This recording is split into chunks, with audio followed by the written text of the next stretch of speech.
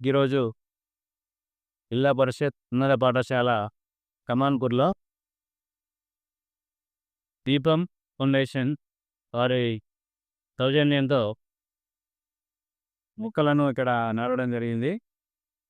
మొక్కలకు సంబంధించి వేసి ఎక్కువగా ఉంటే మానవాళికి మనుగడ మనకు ఆక్సిజన్ ఇస్తాయి. తర్వాత దానివల్ల ఎన్నో లాభాలు ఉన్నాయి. కాబట్టి ప్రతి ఒక్క వ్యక్తి కనీసం 1000 మొక్కలను నాటి మానవాళి యొక్క మనుగడకు మరి భూమి ఎల్లకాలం ఉండేలా చేయాల్సిందిగా దీపం ఫౌండేషన్ వారు కోరడం జరిగింది.